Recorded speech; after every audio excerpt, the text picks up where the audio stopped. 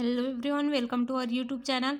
आज मैं आप लोग को बताने वाली हूँ क्लास 10th का प्रादर्श प्रश्न पत्र जो कि 2025 बोर्ड एग्जाम में पूछे जाने की संभावना है। तो वीडियो के एंड तक बने रहिए। प्रश्न पहला दिया है, खंड आ सही विकल्प चुनकर लिखिए। पहला दिया है 10 60 अंश गुणित कॉट 60 अंश का मान होगा। ए में दिया है 1/3, बी में दिया है 1, सी में दिया है √3, डी में दिया है 0। तो हम लोग का आंसर हो जाएगा बी 1। इसी तरह दूसरा दिया है, एक घनाभ के कोरों की संख्या होती है 4, 6, 8 और 12। तो हम लोग का आंसर हो जाएगा डी 12। इसी तरह तीसरा है, एक द्विघात समीकरण के अधिकतम मूलों की संख्या होती है 1, 2, 3, 4। तो हम लोग का आंसर हो जाएगा 2। इसी तरह हम लोग का चौथा है, बहुपद x² प्लस x माइनस 12 के शून्यकों का योगफल होगा -1, 1, 12 और -12। हम लोग का आंसर हो जाएगा -1। पांचवा में दिया है, बिंदु -5 -5 स्थित होगा। अ में दिया है x निर्देशांक, ब में दिया है y निर्देशांक और सी में दिया है तृतीय चतुर्थांश पर और डी में दिया है x अक्ष पर तथा y अक्ष दोनों पर। हम लोग का आंसर हो जाएगा सी तृतीय चतुर्थांश पर। खंड ब दिया है, रिक्त स्थानों की पूर्ति कीजिए। जब रैखिक समीकरण निकाय का आलेख प्रतिच्छेदी रेखाएं प्रदर्शित करे तब उसका निकाय का हल खाली स्थान होगा। तो हम लोग का आंसर होगा एक अद्वितीय हल। दूसरा दिया है, यदि किसी चक्रित चतुर्भुज का एक कोण 60 अंश का है तो उसके सम्मुख कोण खाली स्थान अंश का होगा। इसका आंसर होगा 120। इसी तरह तीसरा दिया है, किसी व्यक्ति के सभी साधनों से प्राप्त आय पर जो कर लगाया जाता है उसे खाली स्थान कहते हैं। तो इसका आंसर होगा आय कर। आय कर। इसी तरह चौथा दिया है, 10 90 अंश माइनस 30 अंश का मान खाली स्थान होगा। तो इसका मान होगा √3। पांचवा दिया है, यदि एक वृत्त की त्रिज्या x सेंटीमीटर हो तो उसके व्यास खाली स्थान सेंटीमीटर होगी। तो उसकी व्यास 2x होगी। खंडसा दिया है, सत्य असत्य लिखे। पहला है, x अक्ष तथा y अक्ष के कटाव बिंदु को मूल बिंदु कहते हैं। यह हो जाएगा हम लोग का सत्य। दूसरा दिया है, यदि n बिलोंग्स टू n हो तो संख्या 2n+1 का रूप सदैव विषम संख्या होगी जहाँ n प्राकृत संख्या है। यह भी हम लोग का सत्य होगा। तीसरा है, यदि a/b/c हो तो c को तृतीयानुपात कहते हैं। यह हम लोग का हो जाएगा सत्य। चौथा दिया है, वृत्तार्ध पर बना कोण समकोण होता है। यह हो जाएगा हम लोग का सत्य। पांचवा है, मिश्र धन तथा मूल धन का अंतर ब्याज कहलाता है। यह भी हो जाएगा सत्य। प्रश्न दूसरा है, जांचिए कि क्या gx px का एक गुणनखंड है। यदि gx = x-3 और px = x³ - 4x² + x + 6। प्रश्न तीसरा है, प्रथम 10 विषम संख्याओं का समांतर माध्य औसत ज्ञात कीजिए। चौथा है, सरल रेखा 7x - 2y - 15 = 0 की प्रवणता और y अक्ष पर काटा गया अंतःखंड ज्ञात कीजिए।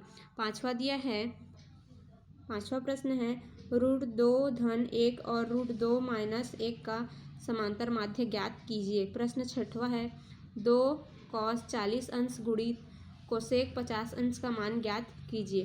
प्रश्न सातवां है, एक घनाभ की लंबाई 10 सेंटीमीटर, चौड़ाई 10 सेंटीमीटर और ऊंचाई 5 सेंटीमीटर है तो घनाभ के आकाशीय विकर्ण की लंबाई ज्ञात कीजिए। इसी तरह हम लोग का 8वां क्वेश्चन है, सिद्ध कीजिए कि 2k+7 एक विषम पूर्णांक है जहाँ k एक पूर्णांक है। प्रश्न 9वां है, यदि x+5:45 समानुपात 1:5 हो तो x का मान ज्ञात कीजिए। इसी तरह हम लोग का प्रश्न 10वां है, k के किस मान के लिए समीकरण के मूल वास्तविक एवं बराबर होंगे। यदि k x² + 4x + 1 = 0। प्रश्न 11 है, वृत्त की त्रिज्या ज्ञात कीजिए यदि जीवा की लंबाई तथा केंद्र से दूरी क्रमशः 8 सेंटीमीटर और 3 सेंटीमीटर है। इसी का अथवा में दिया है, सिद्ध कीजिए कि यदि किसी त्रिभुज की एक भुजा के समांतर बाकी दो भुजाओं को भिन्न भिन्न बिंदुओं पर प्रतिच्छेद करती हुई एक रेखा खींची जाए तो यह रेखा उन दोनों भुजाओं को एक ही अनुपात में विभाजित करती है। प्रश्न 12 है हम लोग का, निम्न सारणी की माध्यिका ज्ञात कीजिए। यहाँ पे जो सारणी दिया है इसका हमें माध्यिका ज्ञात करने के लिए बोला है। इसी का अथवा में दिया है, निम्न सारणी की बहुलक ज्ञात कीजिए। जो यहाँ पे सारणी दिया है इसके बहुलक ज्ञात करना है। हम लोग का प्रश्न 13 है, उस सरल रेखा का समीकरण ज्ञात कीजिए जिसकी प्रवणता 5/3 है तथा रेखा बिंदु 3 0 से होकर जाती है। इसी का अथवा में दिया है, एक व्यक्ति ने अपनी गाड़ी में 5 लीटर पेट्रोल भरवाया। 5 दिनों में बचे हुए पेट्रोल की मात्रा व दिनों को निम्नलिखित सारणी में दर्शाया गया है। यहाँ पे सारणी दिया है,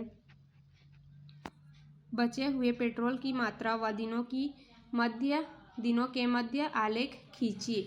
हम लोग का प्रश्न 14 है, एक गोले का आयतन ज्ञात कीजिए जिसकी पृष्ठीय क्षेत्रफल 154 वर्ग सेंटीमीटर है। इसी का अथवा में दिया है, किसी शंक्वाकार कप के आधार की परिधि 22 सेंटीमीटर तथा ऊंचाई 6 सेंटीमीटर हो तो उसके अधिकतम कितना पानी रखा जा सकता है। प्रश्न 15 है, संतोष कुमार ने छत्तीसगढ़ विकास बैंक में 100 रुपये का मासिक आवृत्ति जमा खाता 6 माह के लिए खोला। यदि ब्याज की दर 6% वार्षिक हो तो 6 माह पश्चात इसे कितनी परिपक्वता राशि मिलेगी। इसी का अथवा है हम लोग का, वित्तीय वर्ष 2014-15 में एक शासकीय कर्मचारी की वार्षिक आय मकान किराया भत्ता को छोड़कर 4,10,000 रुपये है। वह प्रति माह 4,000 रुपये अपने सामान्य भविष्य निधि खाते तथा 24,000 रुपये वार्षिक जीवन बीमा प्रीमियम में जमा करता है। वह 25,000 रुपये का राष्ट्रीय बचत पत्र खरीदता है। प्रधानमंत्री राहत कोष जो 100% पर मुक्त है में 20,000 रुपये तथा एक वृद्धाश्रम में 12,000 जिसका 50% कर मुक्त दान करता है।